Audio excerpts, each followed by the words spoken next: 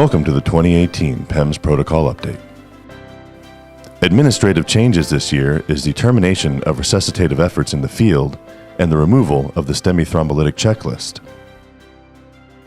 The changes to the death and criteria for withholding resuscitation is to allow the EMT and EMTA to terminate in the field. As a reminder, all levels of EMS must contact medical control. The reason is that the MAC is allowing providers to function to the full level of their certification following AHA guidelines. Providers are reminded to provide full care according to their level of certification once resuscitation efforts have been initiated.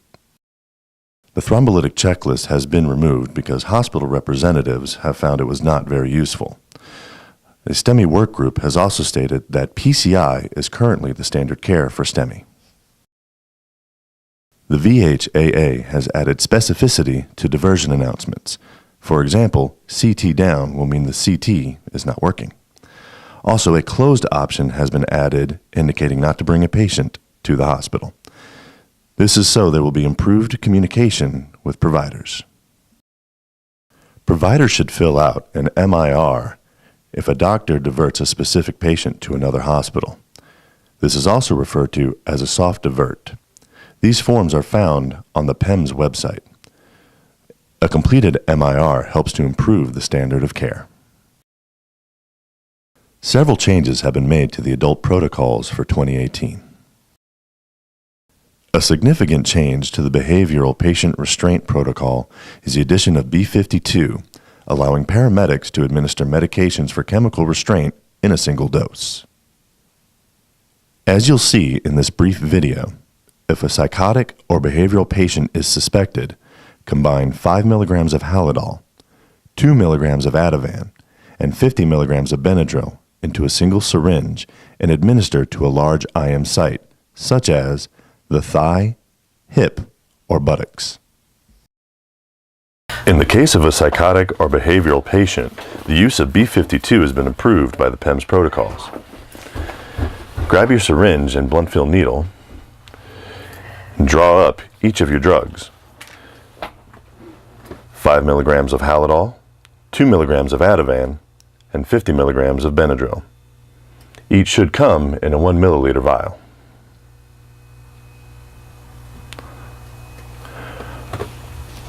Once your medications are prepped, locate the appropriate site in either the thigh, the hip, or the buttocks. Administer medications IM. Make sure to properly dispose of all sharps. A new hemorrhage control protocol has been added to address using devices such as a hemostatic dressing and tourniquet for uncontrolled or profuse bleeding. This is to give PEMS providers an algorithm for treating such patients. Emergency room physicians have noticed that patients, particularly elderly patients, have been receiving too much fentanyl as an initial dose.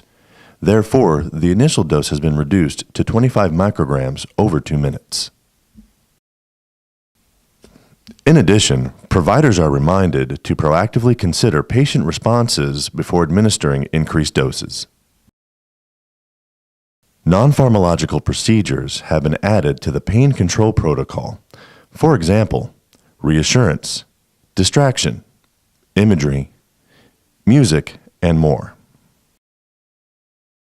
To align the chest pain protocol with the new pain control protocol, the initial dose of fentanyl has been reduced to 25 micrograms over 2 minutes. A direct correlation has been found between capnography and lactate levels. Therefore, capnography has been added to the sepsis protocol. A reading below 26 millimeters of mercury can indicate hypoperfusion. There has been one change made to the pharmacology protocol for 2018. In response to a potential shortage of D50, the option of D10 has been added to the protocol. There have been 3 changes made to the Pediatric protocol for 2018. To align PEMS with the Virginia OEMS scope of practice, nebulized epi for croup has been removed for the AEMT. In the Pediatric Altered Mental Status Update for 2018, the use of nebulized Narcan has been approved for all EMS providers. This is done by using the nebulizers provided, adding 1 saline bullet, and the entire dose of your Narcan. Due to the nature of the patient, your nebulizer will need to be used with a mask.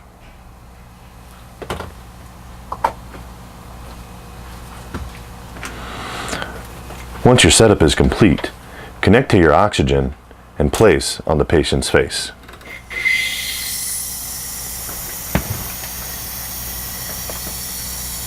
You will then titrate to effect.